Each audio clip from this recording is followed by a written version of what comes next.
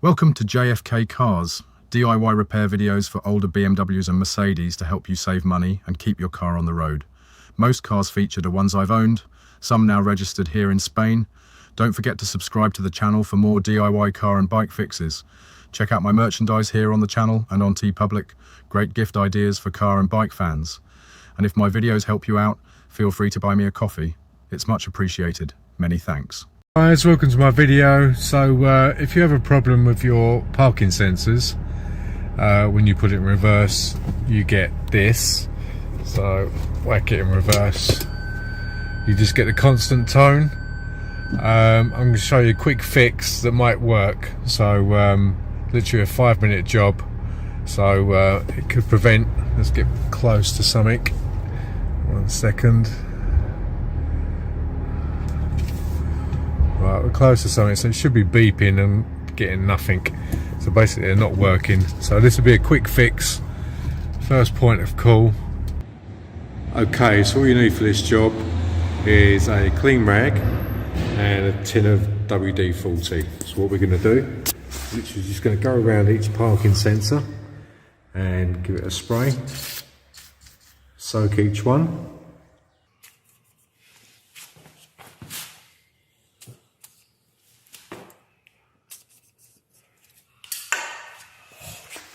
And then just give it a little gentle rub around each sensor.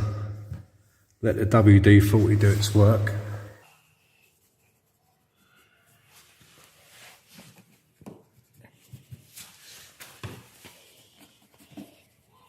So it probably gets embedded in each sensor, and then give it about 5 minutes, and then put your car in reverse, and then see if your parking sensors are working. As I say, this is the first point of call, quick fix, to check them out and see if you can get them working again. I'm going to try this out. I've left it about 5-10 minutes.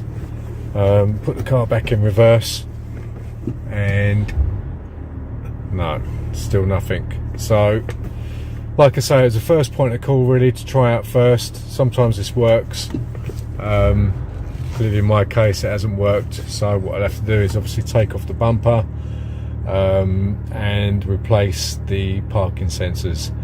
I'll show you a test as well on how you can check which sensor is not working without a diagnostic. So that'll be in my next video. Okay, thanks for watching. Please subscribe.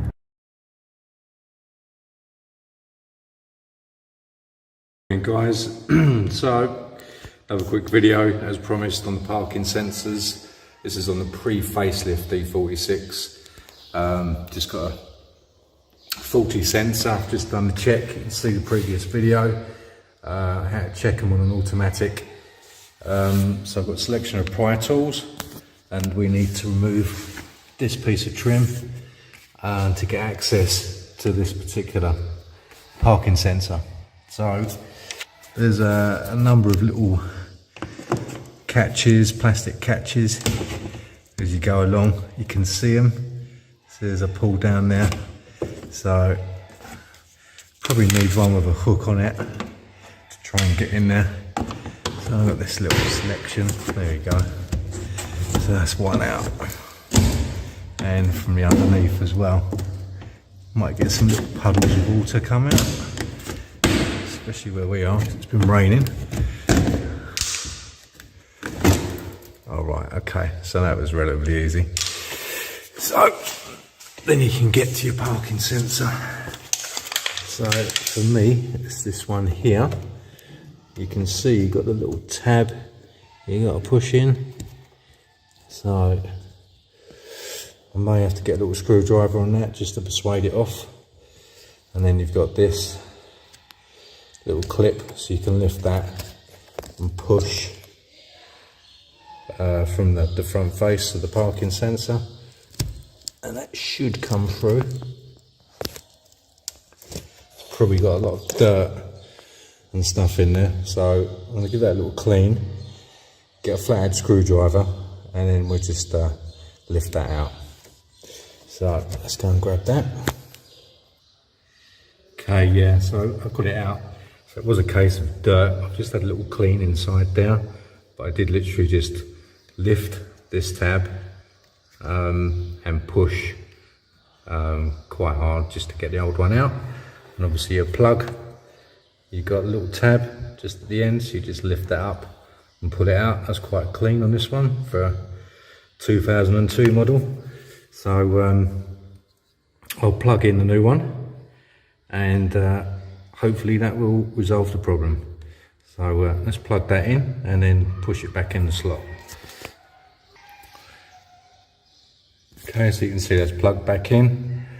Push it right in, get your tab back in position. One's a little bit bent, but yeah, bring it flush to the front, and then literally, as I say, give it a little clean. You have little areas, just check your other plugs. They'll look okay. Make sure there's cables tucked inside there. They did, well, obviously changed it on the facelifts. So then you have to take off the whole bumper to do the same job, which is a bit of a nightmare. They should have kept it easy. You can hear it clicking in. Right, so that's all in.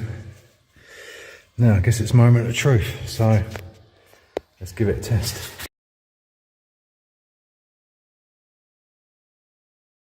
BMW E46, this is a 2002 model. Current problem is with the boot.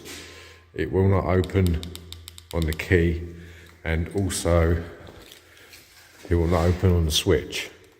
So the only way I can open the boot currently is to put the key in and turn it to lift it up. So I'm hoping it's down to one of these cables. There's one in here which is split. Oh, there we go. You can just see that cable there split. So hopefully if I reconnect that, that will start working the boot and the key function. There's another one that looks a little bit damaged. So obviously if I repair them two cables, we'll see what happens. Okay, so I joined them two wires together using a couple of connectors at like a pound shop. It's a bit nasty, I know, but it seems to have done the job.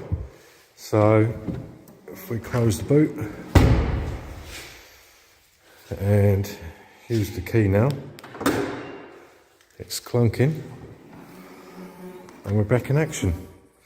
So I'll have to tuck these in because I don't want them stretching. I know that can be a common problem on the 5 Series, on the Touring E61s. So I'll try and get that in place. But yeah, quick fix. So one wire has resolved the problem and the boot's back in action. Happy days. Okay, thanks for watching. Please subscribe to the channel.